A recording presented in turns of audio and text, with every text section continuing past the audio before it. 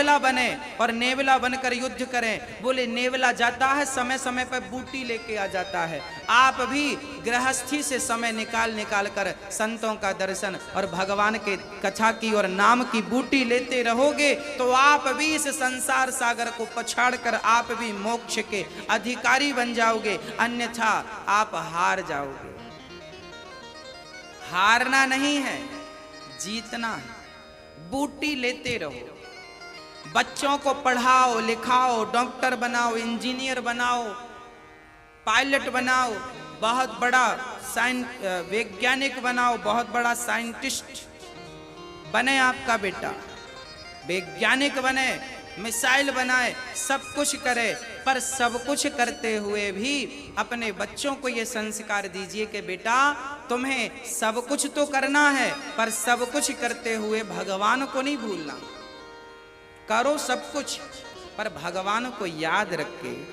और मैं आपसे थोड़ी देर पहले यही निवेदन कर रहा था, भगवान को आप महसूस कीजिए, अपने आसपास महसूस कीजिए। भगवान है या नहीं, मैं नहीं बताऊंगा आपको कि है या नहीं, आप खुद उसे महसूस करके निर्णय कीजिए, है या नहीं। क्योंकि ये जो द्वैत है या नहीं, है या नहीं, है या नहीं, आप कई बार 100 में से 99 लोग ऐसे होते हैं जो पूरी जिंदगी में यही डिसाइड नहीं कर पाते कि भगवान है या नहीं।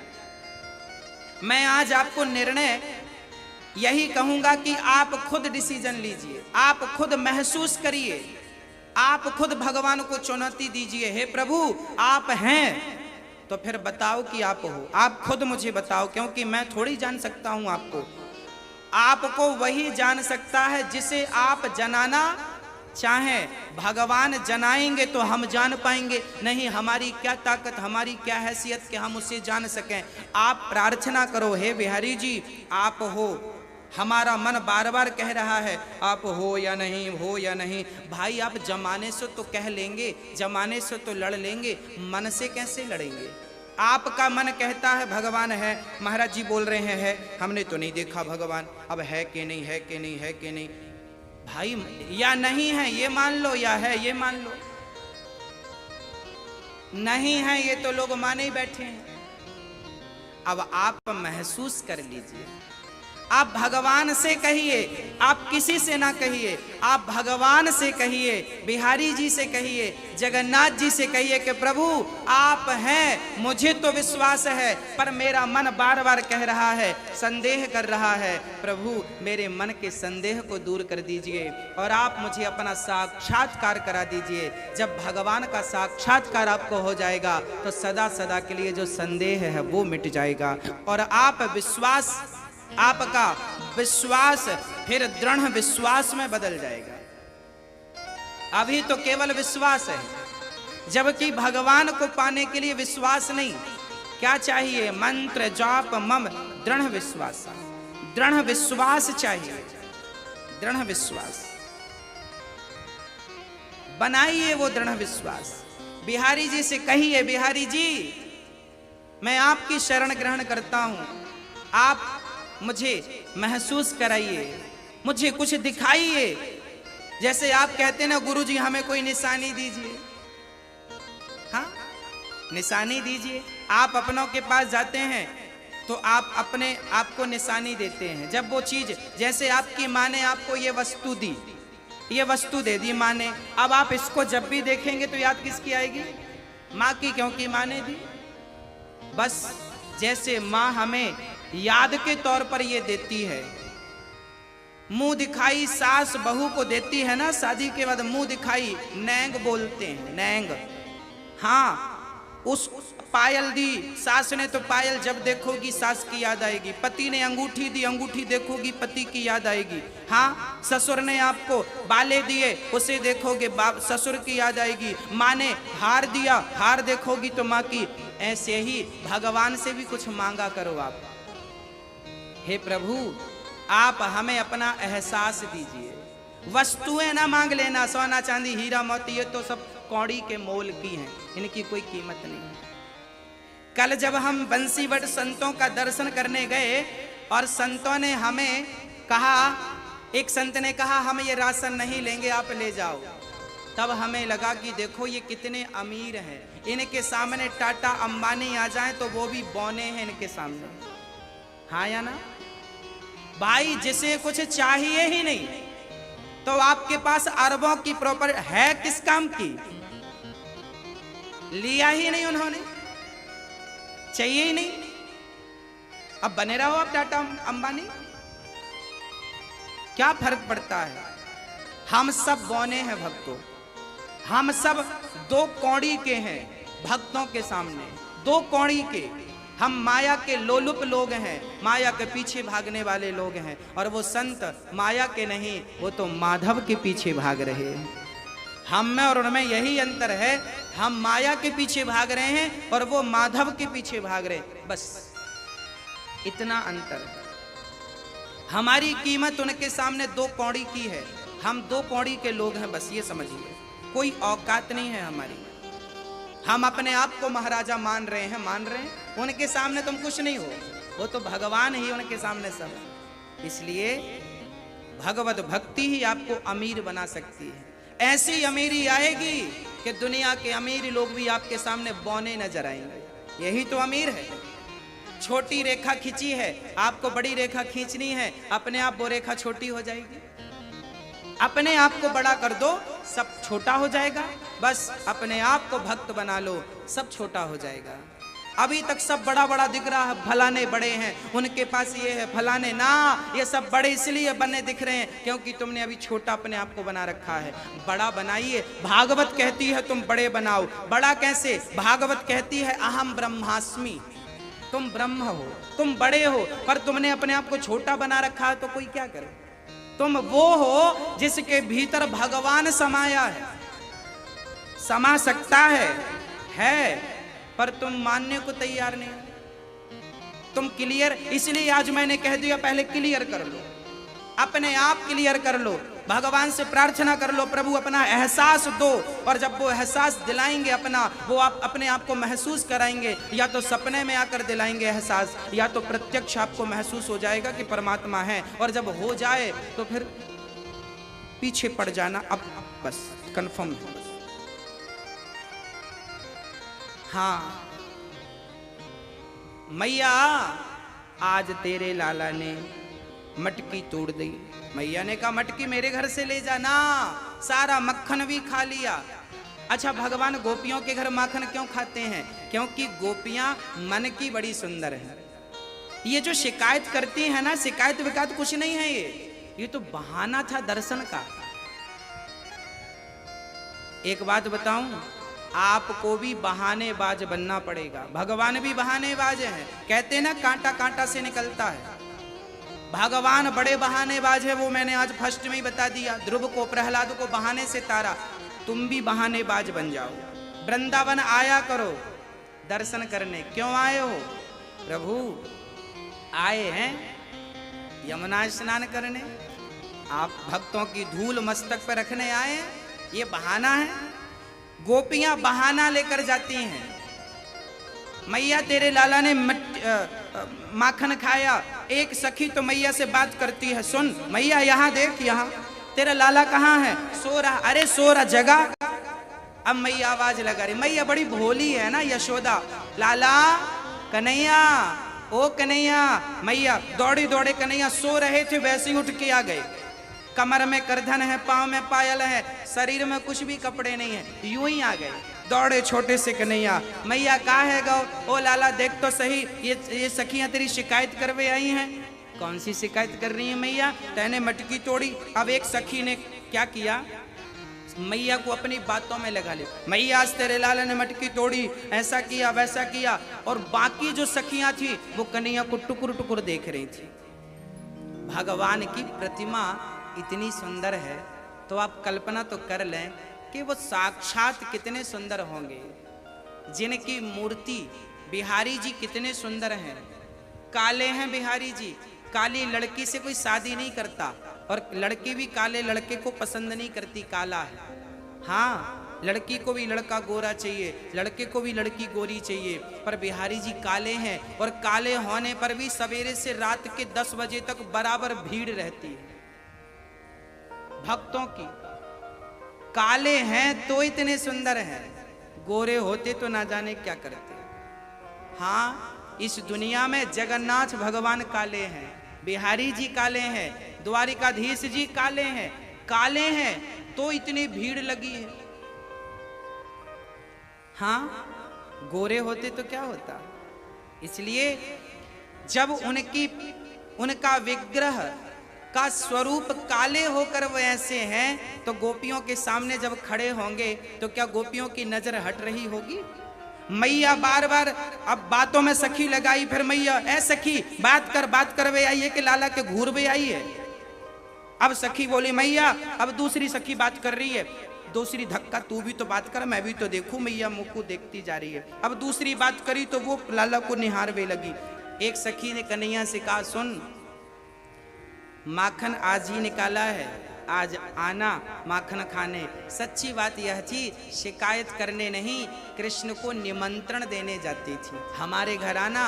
और गोपियां मटकी उतने ही ऊंचाई पर बांधती थी जहां से कन्हैया आसानी से उसे पा सकें। और जब कन्हैया माखन चुराते थे ना ग्वाल वालों के संग, तो गोपियां सबकी सब अपने छिप करके देखा करती थी। ये जो लीला थी ना, ये अद्भुत लीला थी। ये भक्तों को आनंदित करने वाली लीला थी, जिनकी बाल लीला। एक सखी क्या हुआ, एक दिन कन्हैया गौशाला में खेल रहे थे, गाय जहां बंधती है ना वहां खेल रहे थे। तभी एक सखी ने देखा कन्हैया कहाँ है, चारों तरफ देखा नजर नहीं आए, गौशाला में नजर आए। तो सखी ने कहा अब कैसे दर्शन करें, बहाना देखिएगा, मैं तो आज बहाने की बात करूंगा। सखी ने बहाना क्या रखा, वहां एक टोकनी पड़ी थी, टोकनी उसे लेकर गई और गोबर भरवे लगी। भरती गोबर है और देख रही है कृष्ण को।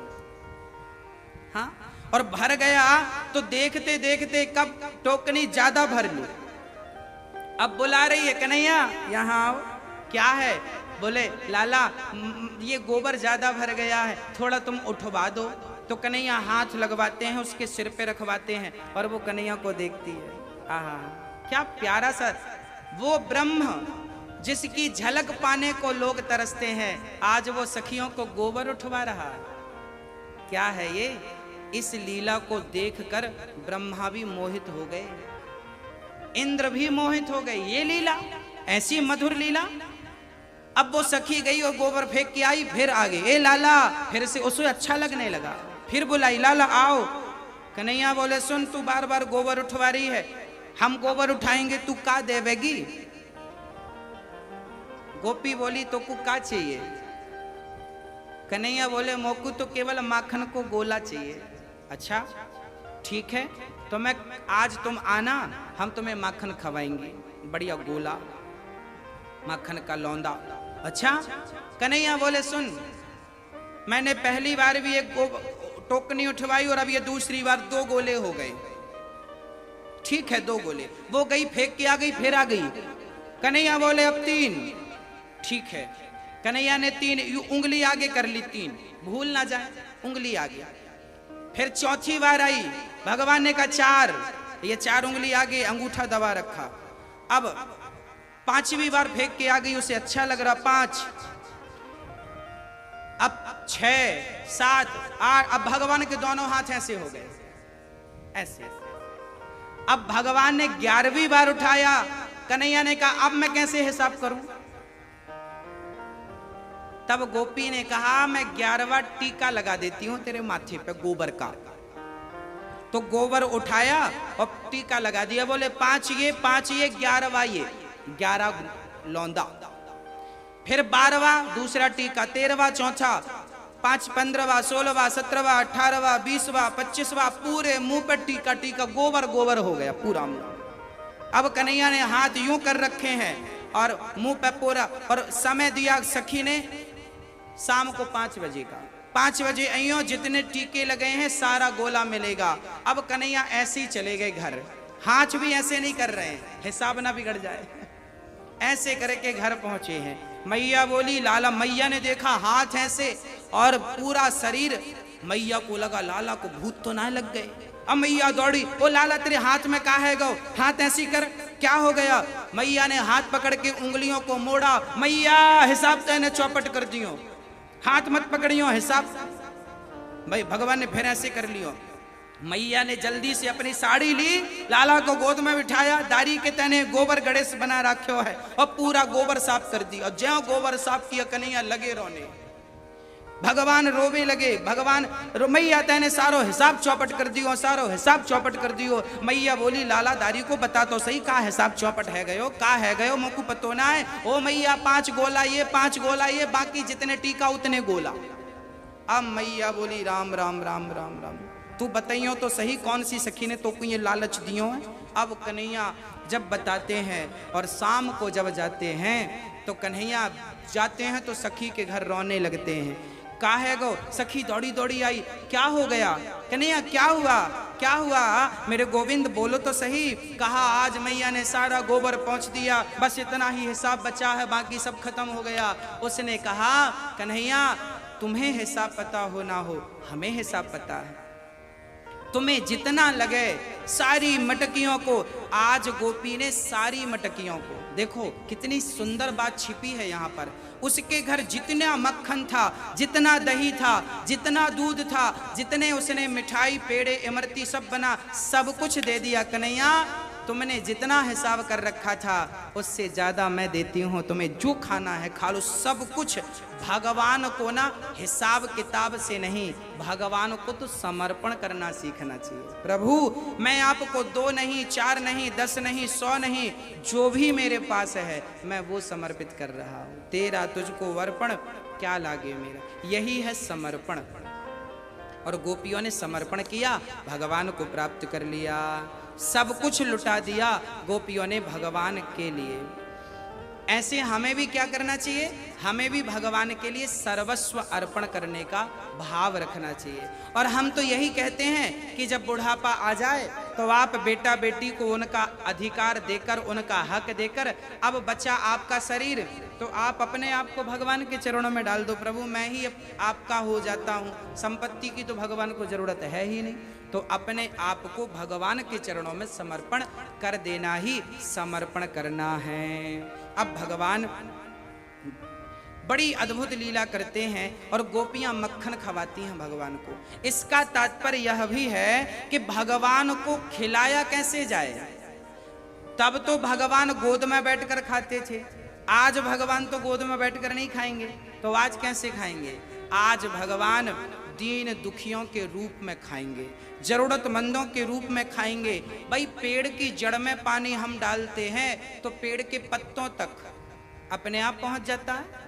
उसी प्रकार जब हम किसी को पेट भर के खिलाते हैं तो उसके द्वारा भगवान तक पहुंच जाता है। और कल एक संत जी हमसे कह रहे थे कि बेटा जीवन में व्यक्ति बस एक काम कर ले तो उसका कल्याण हो जाएगा। हमने पूछा कौन सा गुरुजी? उन्होंने कहा बेटा केवल सेवा कर लो, केवल खिलाने की सेवा कर लो, पेट भरने की सेवा कर लो। जीवन में तुम एक चीज को पकड़ लो। हाँ यदि सामर्थ्यता है, मुख खोला, इतने से मुख में पूरा ब्रह्मांड नजर आया, इसलिए उस जगह का नाम पड़ा ब्रह्मांड घाट। उसी जगह पर यमुना के तट पर भगवान ने मां को ब्रह्मांड दिखाया था। देखिए भगवान की भगवत्ता। आप अपने आप से पूछिए, आप अपने आप से ये प्रश्न करिए, क्या उस अखिल ब्रह्मांड नायक को हम जानने योग्य हैं, समझने योग्य हैं? हम में कोई गुण है, कोई काबिलियत है? नहीं ना। इसलिए उन्हें आप कैसे जानेंगे? धीरे धीरे। कैसे? बोले भगवान का नाम जपना शुरू करिए, कथा सुनना शुरू करिए। भाई सबसे जब आप संगीत सीखने जाएंगे तो सबसे पहले मास्टर जी क्या सिखाएंगे?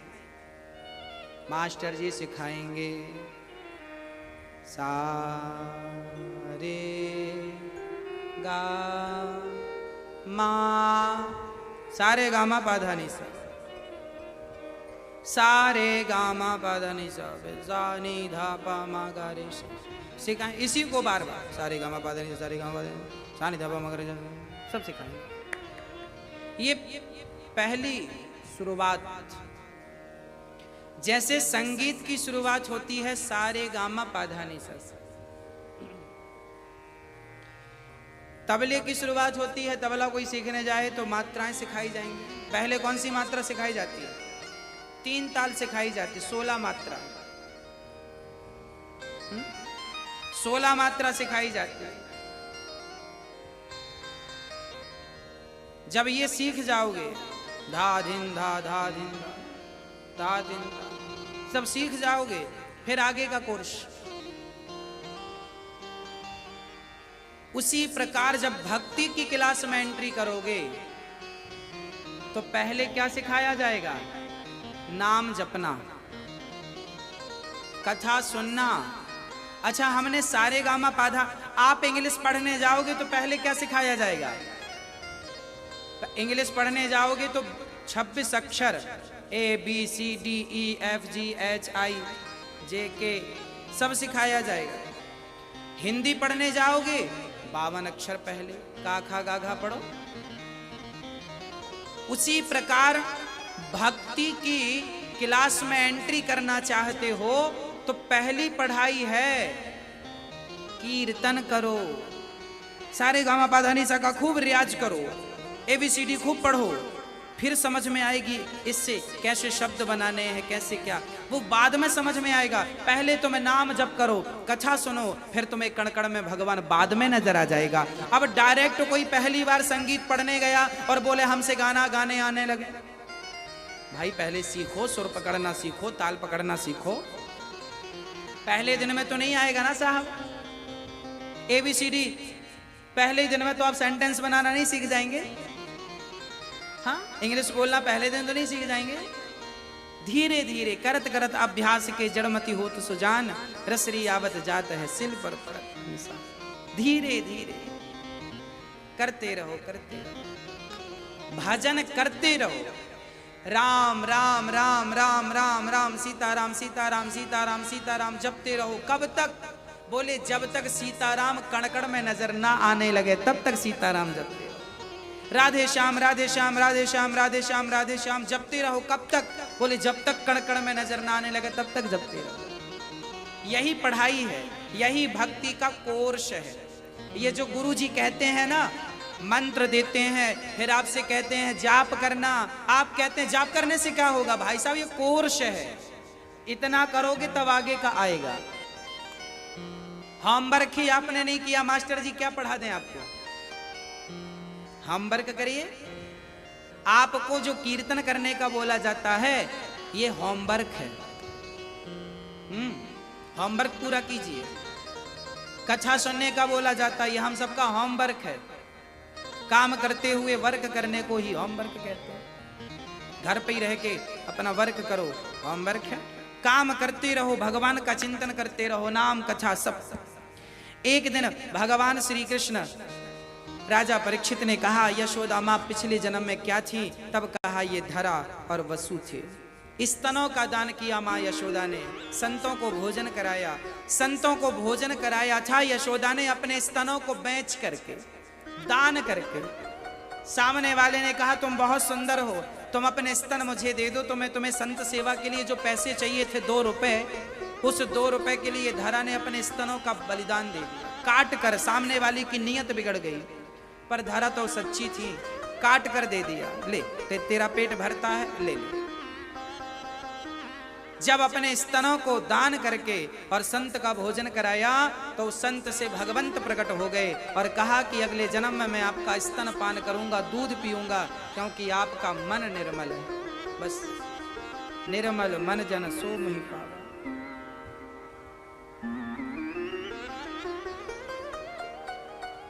सिद्धांत हर बात में लागू होते हैं।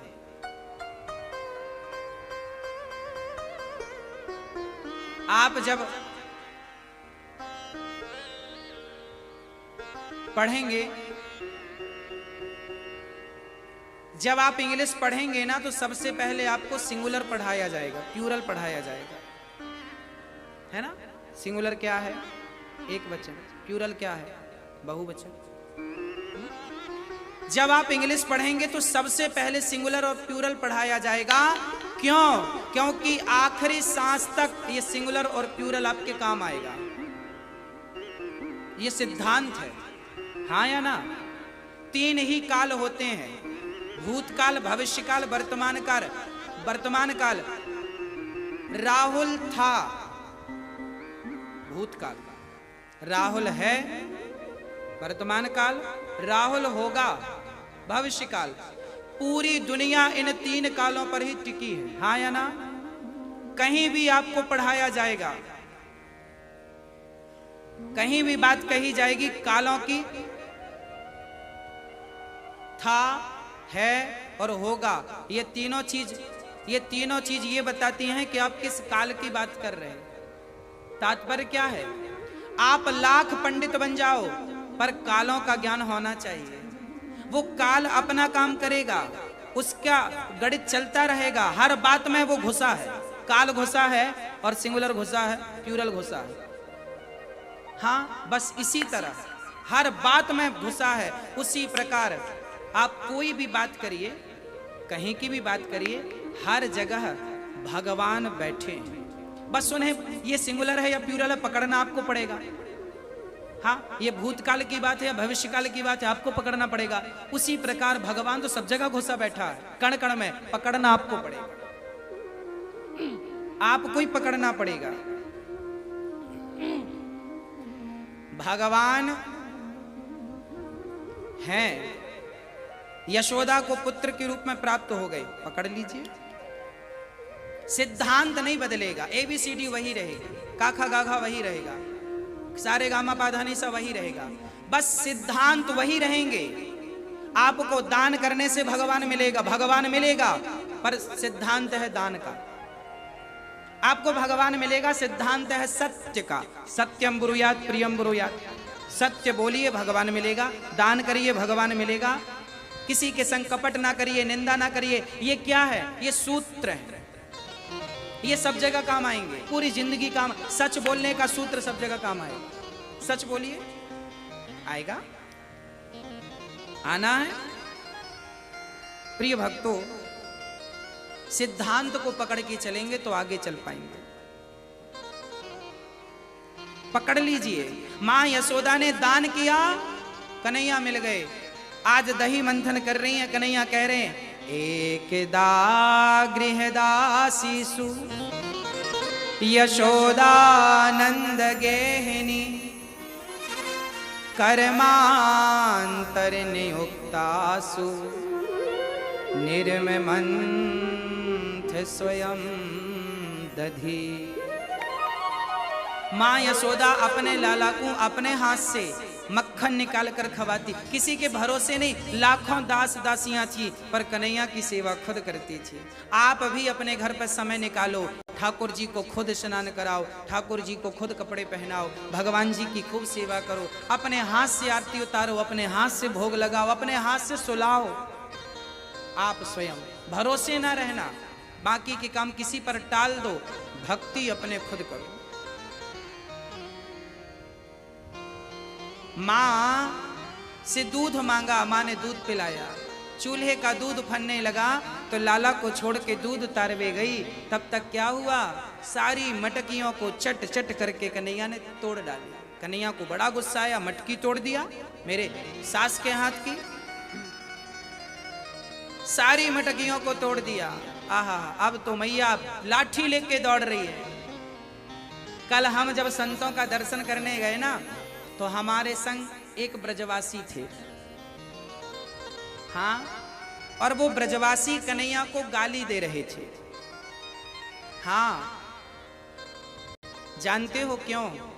क्योंकि पूरी दुनिया में ठाकुर जी को गाली देने का अधिकार केवल ब्रजवासियों को है। क्यों अधिकार है? क्योंकि वो प्रेम करना जानते हैं। भाई, आप जिससे प्रेम करते हो ना, आपको उसे गाली देने का भी अधिकार होता है, उसे डांटने का भी अधिकार होता है। माँ यशोदा लाठी लेके दौड़ रही है, ये वो वृंदावन है जहाँ की माँ कन्हैया को लाठी से मारा करती थी। कान पकड़ के ब्रजवासी तो बैल बना के बैठ जाते थे। ये ब्रजवासी हैं, इनकी तो गाली भी भगवान को प्रिय लगती है। इन्हें अधिकार है, हमें अधिकार नहीं है गाली देने का, इन्हें अधिकार है क्योंकि ये उनके अपने हैं। हाँ, शायद हमें भी बिहारी जी अपना मान लें, शायद बिहारी जी हमें भी अपना बना लें। हाँ प्रिय भक्तों, ठाकुर जी भी इनकी गालियां खाते हैं। मंगल डांटता है, कन्हैया को डांटता है, चल तू मेरा घोड़ा बन, मैं तेरे ऊपर बैठूंगा। वाह, जगत के पालनहार को घोड़ा कौन बनाता भाई? बनते हैं भगत के बस में जो भगवान है। आज भगवान को लाठी लेकर मैया दौड़ रही है, आगे मैया डर के कारण भगवान, मैया मत मारियो, मैया मत पकड़ियो, भगवान भाग रहे हैं। ऐसी लीला, ऐसा भगवान कहां देखा तुमने? भागता हुआ भगवान क्यों भाग रहा है? क्योंकि भगवान प्रेम से बिक गए, प्रेमियों ने खरीद लिया है। भगवान आगे लाठी लेकर, पकड़ में आ जा, पकड़ में नहीं आए। मैया मूर्छित होने वाली, बालों में जो पुष्प लगाए थे यशोदा ने आज सवेरे, सब बिखर गए। कन्हैया ने सोचा मैया मर जाएगी, अटैक ना आ जाए, सांस ना फूल जाए। जो भगवान 2 पग भूमि में बामन बनता है और सारी दुनिया को नाप लेता है, जिस भगवान का एक पांव इतना बड़ा है कि एक पाताल में जाता है तो एक आकाश में, उसके वो भागेगा दौड़ लगा के तो कौन पकड़ेगा? पर मैया पकड़ने को। ये छोटी सी चर्चा ये भी सिखा रही है कि भगवान को पकड़ने की योग्यता तो नहीं है, पर भगवान को पकड़ने के लिए दौड़ते रहिए, दौड़ते रहिए, कभी ना कभी कृपा करके वो पकड़ में जरूर आ जाएंगे, जरूर कृपा करके। मैया की पकड़ में कृपा करके आए, और जब मैया ने बांधना शुरू किया, 2 अंगुल रस्सी कम पड़ गई। ये 2 अंगुल क्या है? अहमता और ममता, अहंकार और मोह। भगवान को कौन बांध सकता है? भगवान को अहंकार रहित व्यक्ति और मोह रहित व्यक्ति। मैं और मोर तोरते माया। भगवान को पाने के पीछे, पाना आसान तो है, पर एक शर्त है। क्या? तुम्हें 2 चीजें छोड़नी पड़ेंगी, 2 शर्तें हैं। पहले अहंकार छोड़ना पड़ेगा, दूसरा संसार के लोगों से मोह छोड़ना पड़ेगा। ये जो तुमने पकड़ रखा है ना दुनिया को, ये मेरा, ये मेरा, ये मेरा। मीराबाई ने कहा तेरा कौन? मीरा से पूछा किसी ने तेरा कौन? तब मीरा ने कहा मेरे तो गिरधर गोपाल। कितनी बढ़िया बात कह दी, दूसरो ना। तो मीरा की परीक्षा ली गई तो पास हो गई मीरा। पहली शर्त क्या है? कि तुम्हारा संसार से मोह होगा तो तुम संसार में ही लगे रहोगे। जिसका मन बच्चों में लगा रहता है वो बच्चों की बातें करते हैं, जिनका मन स्त्रियों में लगा रहता है वो स्त्रियों की बातें करते हैं, जिनका मन शराब में लगा है वो शराब की बातें करेंगे, जिनका मन गांजे में लगा है गांजे की बातें करेंगे, जिनका मन दुनिया के व्यभिचार में लगा है व्यभिचार की बात करेंगे, और जिनका मन गोविंद में लगा है वो हमेशा भगवान की बात करेंगे। आपके बात करने से समझ में आता है कि आपका मन कहाँ लगा है। जिसकी बात आप ज्यादा करें समझ लेना आपका मन वहीं लगा है। ये पहचान है, साधु लोग ऐसे पहचान लेते हैं, इसका मन कहाँ है। हाँ जी, तो क्या त्यागना है? अहंकार त्याग देना है। अहंकार, मैं कुछ हूं, ये जो मैं की भावना थिंकिंग है, मैं अहंकार सूचक है ना। मैं मुझे नहीं जानते, मुझे नहीं पहचानते। त्याग दीजिए इस अहंकार को। मैं कुछ हूं, मैं कुछ नहीं हूं, फिर मैं कौन हूं?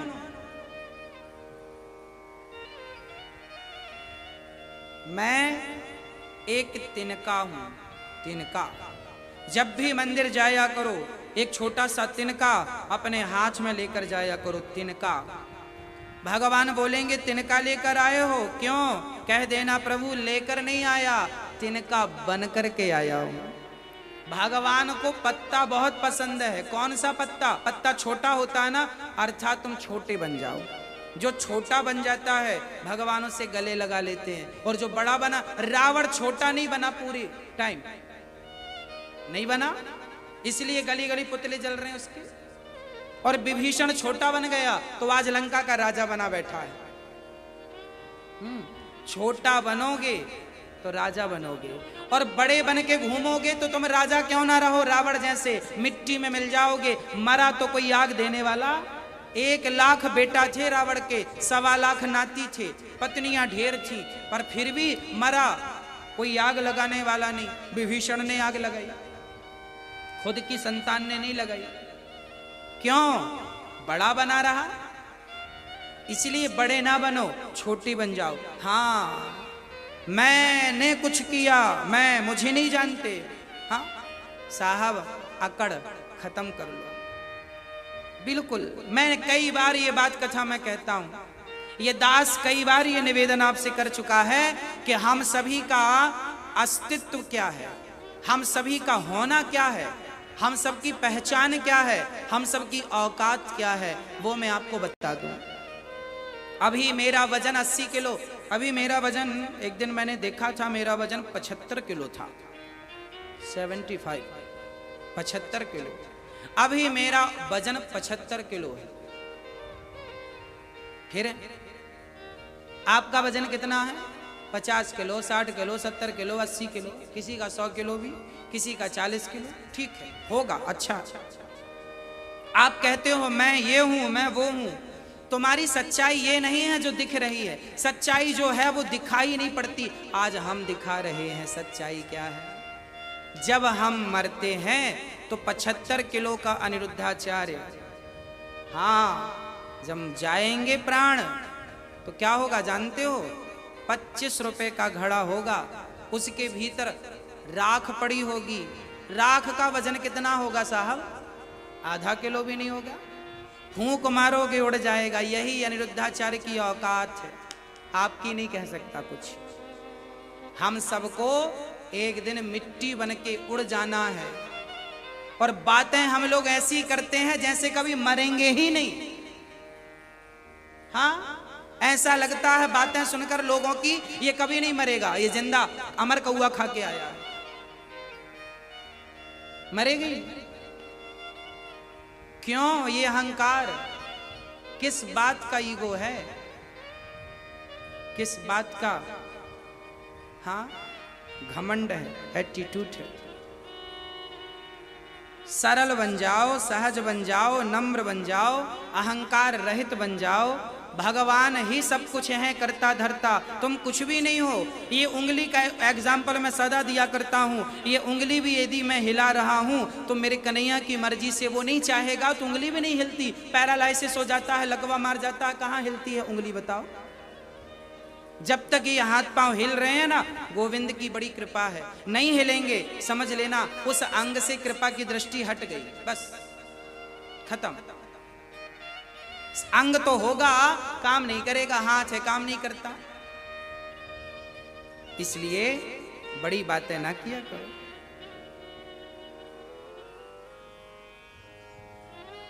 हाँ, अहंकार रहित जीवन जी लो, नम्र बन जाओ। कोई तुम्हें गाली देने दो। कोई तुम्हें छोटा कहे, कहने दो, छोटे बन जाओ। हनुमान जी लंका गए, छोटे बन के गए। सरल बन जाओ, सहज बन जाओ, बिल्कुल बिल्कुल धूल। मैं अपने आप को आपके चरणों की धूल ही मानता हूँ। आप जितने लोग यहाँ बैठे हैं, आप सबके चरणों की धूल मैं हूँ। जब मैंने धूल मान लिया तो मुझे अहंकार किस बात का आएगा? अहंकार तो तब आएगा जब मैंने अपने आप को कुछ मान रखा हो। मैंने तो धूल मान लिया, और धूल को भला काहे बात का अहंकार? किस बात का अहंकार? एक गांव में एक लड़की का, ये अहंकार की घटना से एक भजन आपको सुना दिया करता हूं, वो सुना देता हूं। हाँ, एक गांव में एक लड़की का विवाह हुआ। एक डोली चली गांव से, एक गांव से डोली चली, लड़की बैठी सज धज करके दुल्हन बनकर। तभी एक गांव में एक पतिव्रता नारी मर गई। कोई नहीं जानता कब कौन मर जाए, कोई नहीं जानता कौन के किसके कब प्राण निकल जाए। इसलिए एक डोली, एक अर्थी चली तो दोनों, संयोग देखना, दोनों की भेंट एक चौराहे पर हो गई। डोली ने अर्थी से कह दिया, ए अर्थी देख, मैं तो घर बसाने जा रही थी और तू आ गई मेरे रास्ते में, मेरे सगुन को अपशगुन बदल दिया। क्या जरूरत थी तुझे मेरे सामने आने की? तुझे अभी मरना था, बाद में मर जाती। अर्थी ने कहा, बहन इतनी बड़ी बात ना बोल। अरे जीना मरना मेरे हाथ में थोड़ी है। ये मत भूल के जिस रास्ते मैं जा रही हूं तुझे भी देर सवेर पहुंचना वही है। सच्चाई ये है कि तुम यहाँ हिंदू बने रहो, मुसलमान बने रहो, सिख ईसाई बने रहो, यहाँ ब्राह्मण बने रहो, क्षत्रिय और वैश्य शूद्र बने रहो, मरने के बाद जाना सबको शमशान में है। हाँ या ना? हाँ। एक महात्मा जी आए, शमशान में कुटिया बना के रहने लगे। लोगों ने कहा महाराज कुटिया शमशान में मत बनाओ, गांव में बना लो, गांव में सबसे मिलना जुलना हो जाएगा। महात्मा जी ने कहा गांव में किस किस से मिलेंगे, सब यहीं आते चलेंगे, सबसे यहीं मिलना होता जाएगा। आना तो सबको यहीं है, यहीं सबसे मिल लेंगे, गांव भर के लोग यहीं तो आएंगे, तो शमशान में कुटिया बनाई, यहीं सबसे मिलना हो जाएगा। हाँ। अर्थी ने कहा डोली इतने बड़े बोल ना बोला कर, आज मैं जा रही हूँ, भगवान ना करे कल तेरा वक्त आ जाए। जाना सबको ऐसे ही है, इसलिए अपने आप को बड़ा मानना, किसी को छोटा मानकर अपमान करना, ये चीजें दिल से निकाल के बाहर कर दो। कोई छोटा नहीं, कोई बड़ा नहीं, सब भगवान के लिए एक है। एक डोली चली, एक अर्थी चली, डोली अर्थी से कुछ यूं कहने लगी, रास्ता तूने मेरा क्यों ये खोटा किया, सामने से चली जा तू ओ दिल जली। एक डोली चली, एक अर्थी चली, एक डोली चली, एक अर्थी चली, डोली अर्थी से कुछ यूं कहने लगी, डोली अर्थी से कुछ कहने लगी, रास्ता तूने मेरा क्यों ये खोटा किया, रास्ता तूने मेरा क्यों ये खोटा किया, सामने से चली जा तू ओ दिल जली, सामने से चली जा तू ओ दिल जली। अर्थी ने कहा डोली, अर्थी की आत्मा बोल पड़ी, डोली इतने बड़े बोल ना बोल। हाँ, तुझ में और मुझ में कोई अंतर नहीं है। अर्थी ने क्या जवाब दिया जरा सुनिएगा। चार तुझ में लगे, चार मुझ में लगे, फूल तुझ में चढ़े, फूल मुझ में चढ़े, चार मुझ में लगे, चार मुझ में लगे, फूल तुझ में चढ़े, फूल मुझ में चढ़े। अर्थी ने कहा डोली चार कंधों का सहारा तुझे है, तो चार कंधों का सहारा मुझे है। डोली उठाने वाले भी चार, अर्थी उठाने वाले भी चार। जब इन कंधों ने और जब इन पुष्पों ने अंतर नहीं समझा, मुर्दे के गले में भी पड़े हैं और डोली के गले में भी पड़े हैं। जब इन्होंने अंतर नहीं समझा तू कौन होती है, क्या कहा, चार तुझ में चढ़े, चार मुझ में लगे, फूल तुझ में चढ़े, फूल मुझ में चढ़े, चार तुझ में लगे, चार मुझ में लगे, फूल तुझ में चढ़े, फूल मुझ में चढ़े। फर्क इतना है तुझ में और मुझ में सखी, फर्क इतना है तुझ में और मुझ में सखी, तू पिया के चली मैं पिया से चली तू पिया के चली, मैं पिया से चली तू पिया के चली, मैं पिया से चली। तू पिया के घर जा रही है, मैं पिया के घर से जा रही हूँ। क्या जवाब था।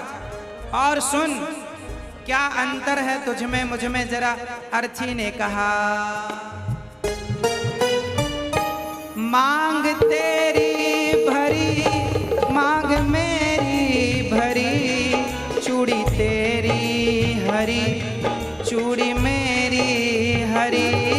मांग तेरी भरी मांग मेरी भरी, चूड़ी तेरी हरी चूड़ी मेरी हरी। अर्थी ने कहा तेरे मांग में सिंदूर है तो मेरे मांग में भी है, तेरी चूड़ी हरी है मेरी भी है। अंतर इन्होंने नहीं समझा, तू अंतर समझ के बैठ गई। क्या कहा अर्थी ने। मांग तेरी भरी मांग मेरी भरी, चूड़ी तेरी हरी चूड़ी मेरी हरी। मांग तेरी भरी मांग मेरी भरी, चूड़ी तेरी हरी चूड़ी मेरी हरी। फर्क इतना है तुझ में और मुझ में सखी, फर्क इतना है तुझ में और मुझ में सखी। क्या फर्क है। तू विदा हो चली मैं अलविदा हो चली, तू विदा हो चली मैं अलविदा हो चली, तू विदा हो चली मैं अलविदा हो चली। तू विदा होकर जा रही है, मैं अलविदा होकर जा रही हूँ। और सुन सुन, लकड़ी तुझ में लगी लकड़ी मुझ में लगी, लकड़ी वो भी सजी लकड़ी ये भी सजी। लकड़ी तुझ में लगी लकड़ी मुझ में लगी, लकड़ी वो भी सजी लकड़ी ये भी सजी। लकड़ी हाँ जीते लकड़ी मरते लकड़ी, देख तमाशा लकड़ी का। जीते लकड़ी मरते लकड़ी, देख तमाशा लकड़ी का। पैदा हुआ जब पलना डाला वो पलना था लकड़ी का। पैदा हुआ जब पलना डाला वो पलना था लकड़ी का। शादी करने गया था तू जब मंडप बना था लकड़ी का। शादी करने गया था जब वो मंडप बना था लकड़ी का। बेटे ने अब साथ छोड़ा हाथ में डंडा लकड़ी का। बेटे ने जब हाथ छोड़ा हाथ में डंडा लकड़ी का। जीते लकड़ी मरते लकड़ी, देख तमाशा लकड़ी का। जीते लकड़ी मरते लकड़ी, देख तमाशा लकड़ी का। लकड़ी तुझ में लगी लकड़ी मुझ में लगी, लकड़ी वो भी सजी लकड़ी ये भी सजी। लकड़ी मुझ में लगी लकड़ी मुझ में लगी, लकड़ी वो भी सजी लकड़ी ये भी सजी। फर्क इतना है तुझ में और मुझ में सखी, फर्क इतना है तुझ में और मुझ में सखी।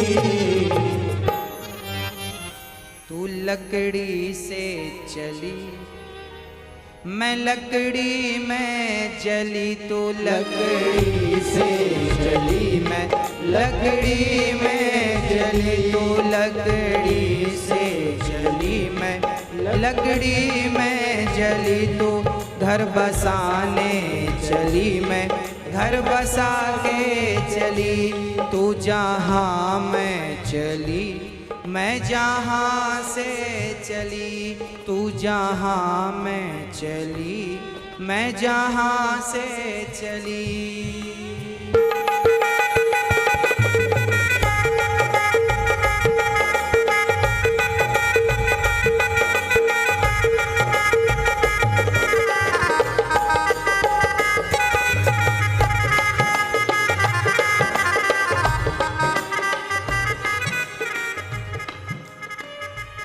अलविदा हो चली मैं अलविदा हो चली तू विदा हो चली मैं अलविदा हो चली।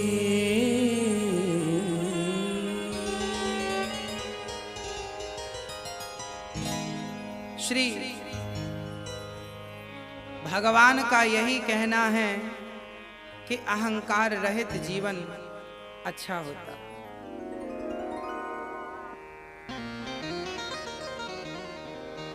अहंकार जब मां का गया और मोह जब गया, कृपा हुई तो 2 अंगुल की कमी पूरी हुई। भगवान ने स्वीकार कर लिया बंधन। भागवत में एक चर्चा आती है, जब मां ने उखल से बांधा तब भगवान ने उखल को टेढ़ा करके चले, यमलार्जुन के 2 वृक्ष लगे थे, दोनों के बीच से भगवान निकले, दोनों वृक्ष धड़ाम से गिर गए। इन दोनों वृक्षों ने भगवान की स्तुति की। ये वृक्ष पिछले जन्म में कुबेर के पुत्र थे, नलकूबर और मणिग्रीव।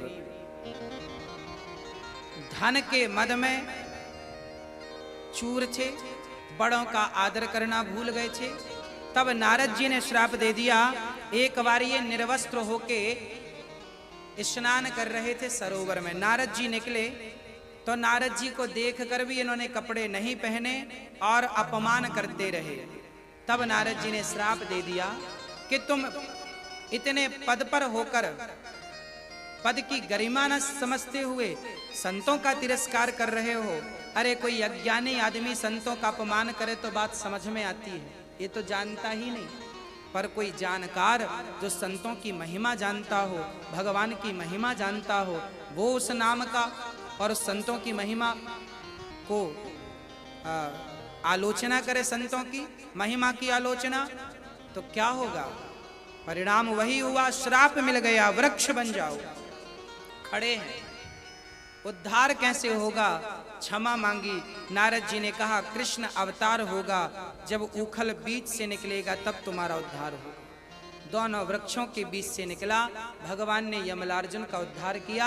अब यमलार्जुन ने भगवान की स्तुति की। वाणी गुणानुकथने श्रवणौ कथायाम हस्तौ च कर्मसु मनस्तव पादयोर्नः। वाणी गुणानुकथने श्रवणौ कथायाम, सदा मेरी वाणी आपका गुणगान गाती रहे, यही वरदान मांगा। एक दिन भगवान वृंदावन पहुंचे हैं, जहां भगवान को फल बेचने वाली सुखिया को भगवान ने कृतार्थ किया। भगवान सब पर कृपा करते हैं, अमीर पर, गरीब पर, भक्त पर, अभक्त पर, सब पर। सुखिया नाम की एक मां फल बेचा करती थी। आज कहीं जब फल नहीं बिके तो नंद भवन में आ गई और कहने लगी यशोदा तू फल ले ले। यशोदा नहीं थी, कृष्ण आ गए, मां तुम ही फल दे दो। भगवान को जब सुखिया ने फल दिया तो कन्हैया उसकी गोद में जाकर बैठ गए। सुखिया डर गई, बेटा उठ जाओ, तुम्हारी मां देखेगी, डांटेगी, कोई देखेगा तो हमें डांटेगा। क्यों? क्योंकि लोग हमें अछूत मानते हैं। भगवान ने कहा मां दुनिया तुम्हें अछूत भले माने, पर मेरी नजर में कोई अछूत नहीं है, मेरी नजर में तो सब एक है। मैंने सबको, आपके 4 बच्चे हैं, उन 4 बच्चों में कोई अंधा हो या कोई लंगड़ा हो या कोई बहरा हो, माँ के लिए तो 4 बच्चों में प्रेम होगा कि नहीं? ऐसा तो नहीं लंगड़े से ना प्यार करें, अंधे से ना प्यार करें। माँ सबसे प्यार करती है, बस चाहे वो ब्राह्मण हो भगवान की ही संतान है, चाहे वो क्षत्रिय हो भगवान की ही संतान है, चाहे वो वैश्य हो भगवान की संतान है, चाहे शूद्र हो भगवान की संतान है। जब हम सब के पिता एक ही है तो फिर अछूत की बात कहां से आ गई? फिर कोई छोटा और कोई बड़ा कैसे हो गया? किसने बना दिया? हाँ, माना कि लोग अपने गुणों से, आचरण से बड़े बन जाते हैं। भाई, कोई आदमी बहुत बड़ा डॉक्टर बन जाए तो भले वो किसी भी जात का हो, भाई डॉक्टर बड़ा बन गया, पढ़ाई अच्छी कर ली, तो हम सब उसका आदर करते हैं, है ना? भाई ये डॉक्टर पढ़े लिखे हैं, हाँ, हमसे नहीं आती डॉक्टरी, इनको आती है।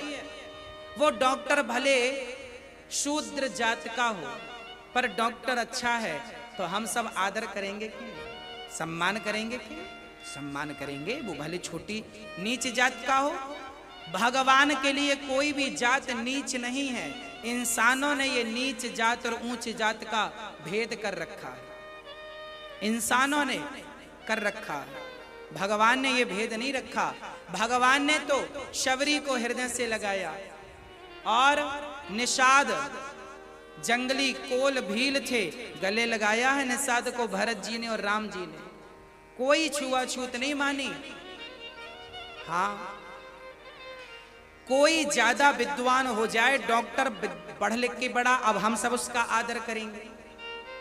ऐसे ही हमारी समाज में ब्राह्मण क्षत्रिय वैश्य शूद्र में जो पढ़ लिख के अच्छे होते गए, हम उनका अधिक आदर करते गए। जो भगत होते गए, हम उनका अधिक सम्मान करते गए। भाई रैदास भक्त का अधिक सम्मान किया। रैदास भक्त थे, मोची थे, जूता सिलते थे, अधिक सम्मान किया। बस जात पात का भेद नहीं है, वो तो जिसके अंदर गुण ज्यादा है हम सब उनको प्रणाम करते हैं। आपके भीतर गुण है तो हम आपको प्रणाम करेंगे, हमारे भीतर गुण है तो आप हमें प्रणाम करेंगे, तीसरे के भीतर गुण है हम उससे प्रणाम करेंगे।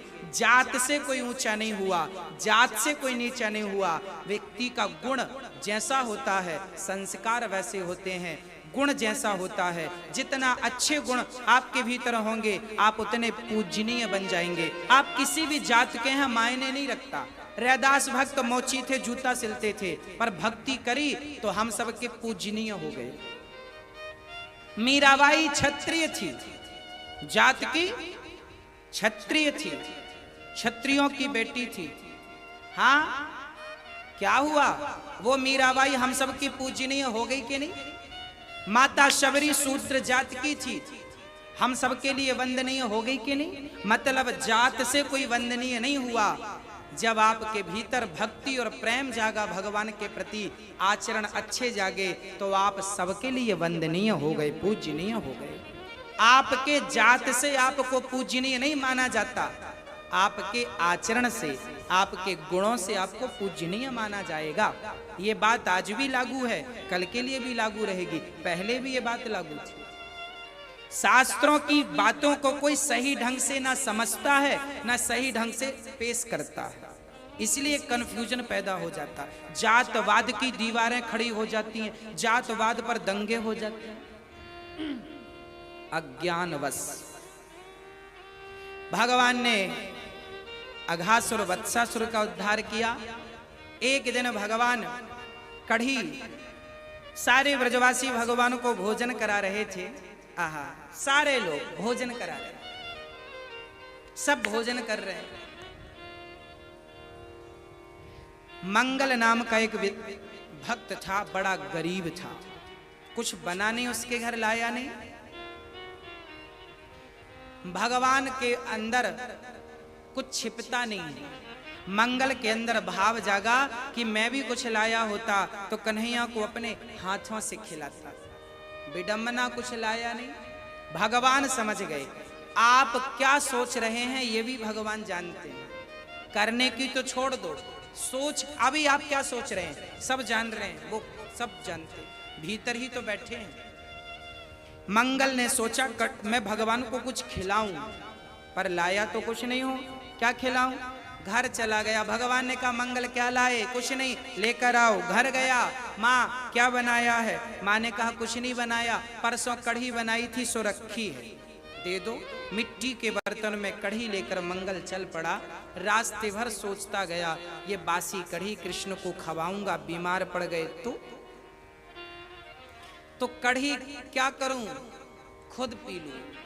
भाई अन्न वेस्ट नहीं करना चाहिए, दाना पी लिया खुद, गट गट गट गट। भगवान ने देखा लाया मेरे लिए, खुद डकार रहा है। दौड़ कर गए। कृष्ण ने अपना मुंह मंगल के मुंह पे लगाया, उसके गाल पे एक ठोकर लगाई। मंगल जल्दी जल्दी पिया था तो उसके मुंह पे भरी रह गई कढ़ी, अंदर गई नहीं, बाकी यमुना में फेंक दी। तो भगवान ने कहा पूरी तूने पी ली, जो तेरे मुंह पे है इसे बचा के रखना। अपना मुंह लगाया, मंगल के भीतर की कढ़ी भगवान के भीतर आई और भगवान ने इस जूठन कढ़ी का पान कर लिया। जैसे माँ बच्चे का उगलन खा सकती है, उसी प्रकार भक्त का उगलन भगवान खा सकते। इसलिए भगवान को कहा गया त्वमेव माता च पिता त्वमेव, माँ पहले कहा गया। आज भगवान ने उगलन खाकर सिद्ध कर दिया भगवान भगवान है, इन जैसा कोई नहीं।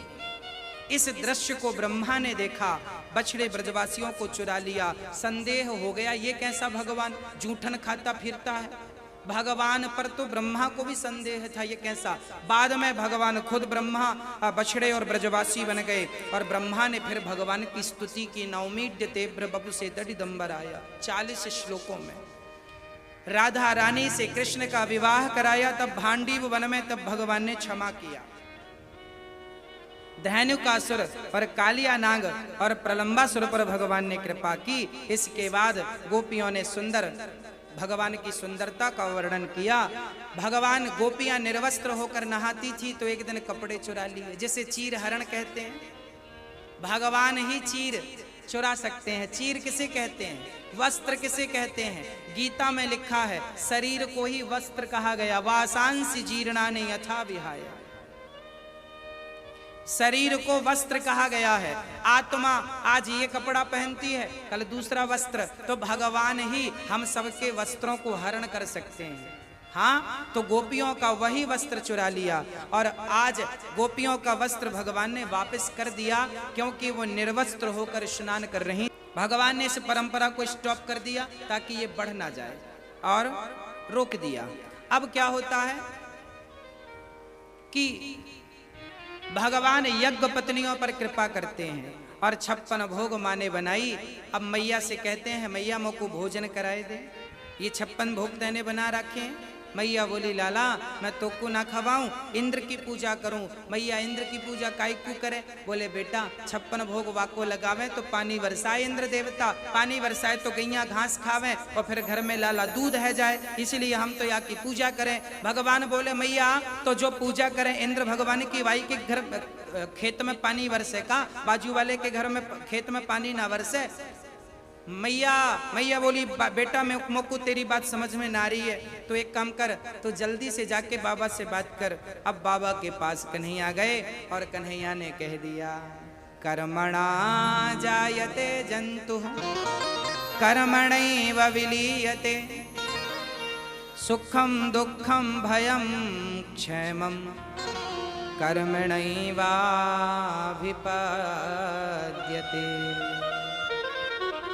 कर्मणा जायते, मैया कन्हैया कह रहे हैं माँ कर्मों के वश ही लोग जन्म लेते हैं और मर जाते हैं। कोई किसी को पानी नहीं, सब अपने कर्मों के वश में सुख दुख का भोग भोगते हैं। इसलिए